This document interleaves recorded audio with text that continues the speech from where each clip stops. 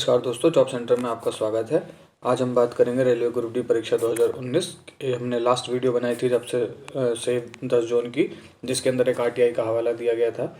लेकिन उसमें बताया गया है कि ये कई स्टूडेंट का क्वेरी है कि भाई सर वो आरटीआई फेक है। तो आज हम उसी के बारे में बात करेंगे कि क्या आरटीआई वो सच में फेक है या नहीं। उससे पहले आप अगर चैनल पर नए हैं तो प्लीज़ सब्सक्राइब करें, शेयर करें एंड लाइक करें। तो आज हम बात करते हैं ग्रुप डी परीक्षा 2019 के railway apprentice, specially railway apprentice candidate के बारे में कि वो जो डेटा है वो फेक है या नहीं है। तो आज हम बात करेंगे कि वो डेटा सर फेक है या नहीं।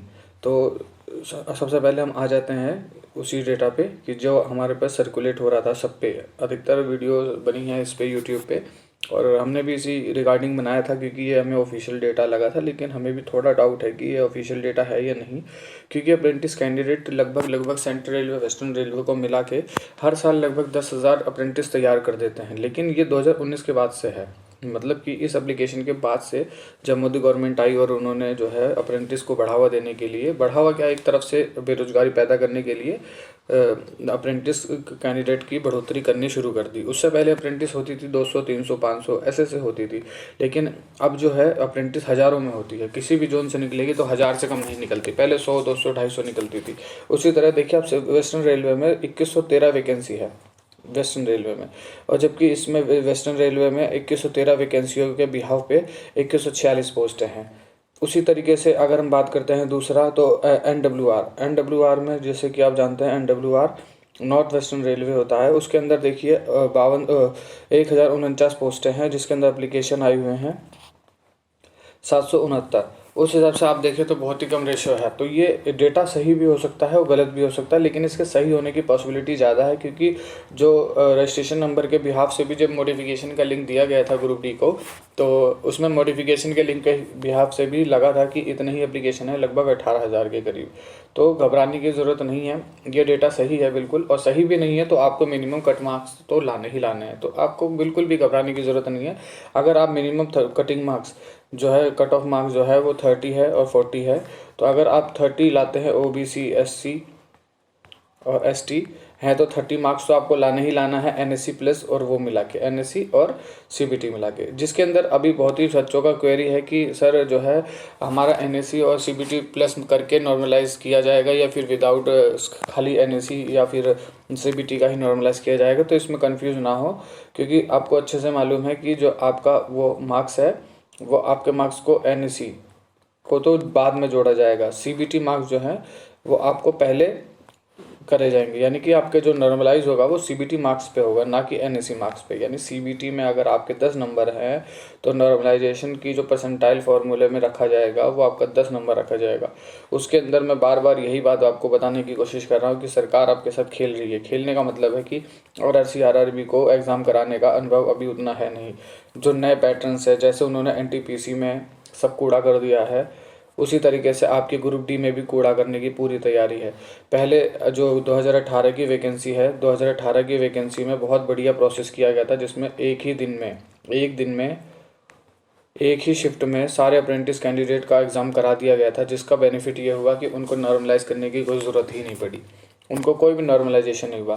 0.10 या 0.01 ऐसे में बढ़ोतरी हुई थी, लेकिन उससे ज़्यादा कोई बढ़ोतरी नहीं हुई है। लेकिन अब जो प्रक्रिया अपनाई गई है उस प्रक्रिया में आप अच्छे से जानते हैं कि उसमें क्या करा है कि हर शिफ्ट में हर डे में एग्ज़ाम कराया गया अप्रेंटिस के। तो आप समझते हैं कि जो है कि एग्ज़ाम अगर होगा किसी भी शिफ्ट में तो उसको नॉर्मलाइज कैसे करेंगे। आप एक ही कैंडिडेट को उठाएंगे, एक एक कैंडिडेट को एक एक शिफ्ट से, एक एक डे से उठाएंगे तो गलत हो जाएगा। लेकिन हाँ, ये हो सकता है कि वो सारे कंप्लीट अप्रेंटिस बच्चों को एक अलग फार्मूले से, अलग फार्मूले का मतलब वही परसेंटाइल फार्मूला, लेकिन इकट्ठे, यानी उनको जनरल कैंडिडेट, अदर कैंडिडेट से, ओपन मार्केट से अलग उनकी परसेंटाइल की जाए, चाहे वो वही करे। तो उसमें क्या होगा, अगर जो भी मिनिमम मार्क्स होगा उसको कैलकुलेट किया जाएगा, क्योंकि परसेंटाइल फार्मूला कहता है कि आपसे कम या आपके बराबर कितने छात्र लेकर आए हैं, उसके बाद टोटल, उसके बाद इनटू 100। तो ये परसेंटाइल का फॉर्मूला है। तो अब अगर इमेजिन करिए कि अगर आपके 10 नंबर आए हुए हैं, 10 छोड़िए, आपके 8 नंबर आए हुए हैं और उस शिफ्ट में बच्चों ने पेपर दिए हैं 5,000, तो आप 8 नंबर, आप क्या सोचते हैं कि जो ओपन मार्केट से कैंडिडेट आया है वो 8 नंबर लाएगा? वो किसी भी हालत में नहीं। उसमें होंगे ज़्यादा से ज़्यादा, अगर मान लीजिए 5,000 बच्चों ने पेपर दिया तो 500 होंगे, चलो 500 मान लेते हैं। तो अगर 500 मान लेते हैं तो 500 बटा 5000, मान लीजिए 5000 थे, इंटू 100।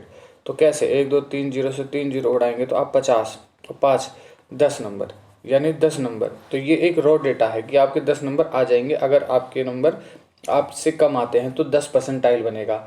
अगर 10 परसेंटाइल बनेगा तो अगर आप OBC SC ST हैं और आपके 20 नंबर NEC में आते हैं तो आप क्वालिफाई हो सकते हैं। 10 नंबर ऐड हो जाएंगे, आपके 30 नंबर हो जाएंगे, तो आप क्वालिफाई हो सकते हैं। लेकिन ये 5000 रॉ डेटा है। अगर और कैंडिडेट बढ़ते हैं और आपके मार्क्स इधर उधर होते हैं, 500 बच्चे नहीं आते हैं आपसे नीचे, तो आप फंस जाएंगे। तो कहने का मतलब है कि बिल्कुल भी समझ नहीं आ रहा है कि ये परसेंटाइल फार्मूला किस तरीके से काम करेगा। सिस्टम तो काम करेगा, वो समझ में आता है कि परसेंटाइल रूल क्या है, फार्मूला क्या है, लेकिन आपसे नीचे कितने हैं, आपके बराबर कितने हैं, 7-8 नंबर लाने वाले ओपन मार्केट में बहुत कम कैंडिडेट मिलेंगे और आपकी गिनती उसमें होगी, तो आपको 20% कहाँ से दे दिया जाएगा। तो आप समझ रहे हैं कि जो है ये बहुत ही ज़्यादा कन्फ्यूज़न है। खासकर अप्रेंटिस वालों के बच्चों के साथ तो सरकार खेल रही है, उन्हें हर तरफ से परेशान किया जा रहा है। अभी उनकी वैकेंसी ये भी नहीं पता है कि अगर उनकी वैकेंसी बच जाती है किसी जोन में, मान लीजिए वेस्टर्न रेलवे में 1000 वैकेंसी है और वहाँ पे कैंडिडेट 1500 हैं, क्वालिफाई कर लेते हैं, तो उस 500 एक्स्ट्रा कैंडिडेट को किसी और जोन में ट्रांसफ़र कर दिया जाए ताकि जो है अप्रेंटिस की पूरी पूरी सीटें भर जाएं।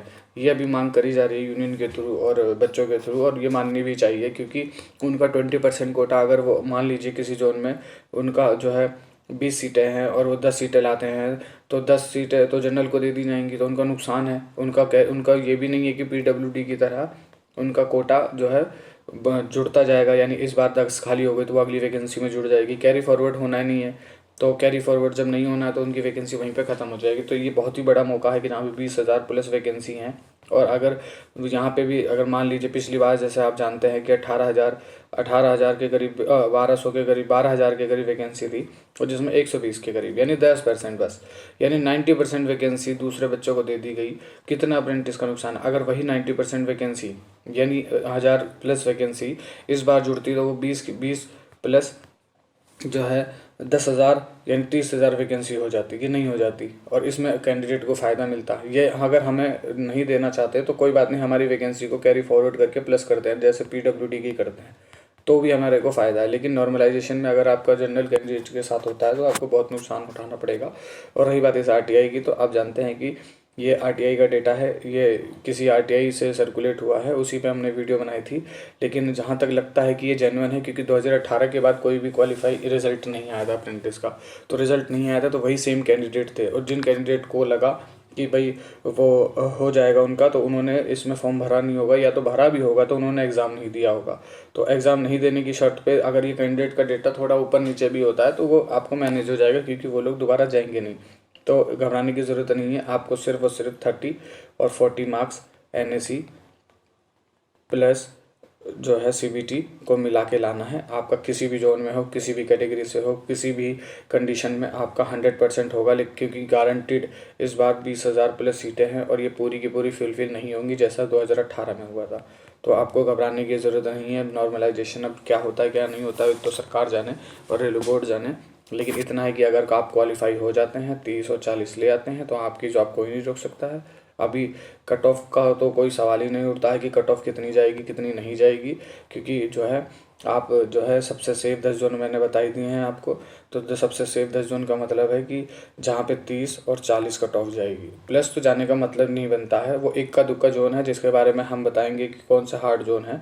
उसके लिए अलग से वीडियो आएगी, अगली वीडियो उसी के ऊपर होगी कि सबसे हार्ड जोन या हार्ड जोन कौन से हैं जहाँ पे कैंडिडेट ज़्यादा हैं और एप्लीकेशन फॉर्म कम है। तो कोई बात नहीं, घबराने की ज़रूरत नहीं है, सब कुछ अच्छा ही होगा। और आप मेहनत करते रहिए। आगामी अगस्त के करीब जो है नई भर्ती आने वाली है, 50,000 प्लस वैकेंसी आएगी, जिसके अंदर ग्रुप डी की है। ये 50,000 प्लस ग्रुप डी की वैकेंसी आएगी, जिसके अंदर अगर 20% मानते हैं तो 10,000 के करीब वैकेंसी होगी। और अगली वैकेंसी में आपको पता है कि ITI या फिर NAC कंपलसरी कर दिया गया है, तो आपको घबराने की ज़रूरत नहीं है। जो भी ITI के छात्र हैं, NAC के छात्र हैं, उनके लिए अच्छी बात है। थोड़ा कंपटीशन होगा लेकिन उनका अपने आपस में होगा, तो जनरल कैंडिडेट से उनको कोई डरने की बात नहीं है। अगर वो ITI के बिहाफ पे भी भरते हैं तो भी सेफ़ है, और NAC के बिहाफ पे भरते हैं तो भी सेफ़ है। तो आगामी भर्ती की तैयारी करिए, और इसमें आपका जो है नॉर्मलाइजेशन के हिसाब से देखते हैं क्या होता है क्या नहीं होता। लेकिन सरकार आपके साथ बहुत गलत कर रही है, आपको आवाज़ उठानी चाहिए और अपने सेपरेट जो है नॉर्मलाइजेशन की बात करनी चाहिए कि हमारा जो है अलग कैंडिडेट जनरल से अलग नॉर्मलाइजेशन किया जाए, ताकि ज़्यादा से ज़्यादा अप्रेंटिस के बच्चे सेलेक्ट हो सके। और आरटीआई की आपने जान ही लिया है कि आरटीआई फेक या सही या गलत की बात ही नहीं होती है। अगर आपके 30 या 40 मार्क्स बनते हैं तो आप बिल्कुल सेफ़ हैं और आपका सिलेक्शन कोई नहीं रोक सकता है। अगर आप चैनल पर नए हैं तो प्लीज़ चैनल को सब्सक्राइब करें, शेयर करें एंड लाइक करें। मिलते हैं अगली वीडियो में। बेस्ट ऑफ लक और बेस्ट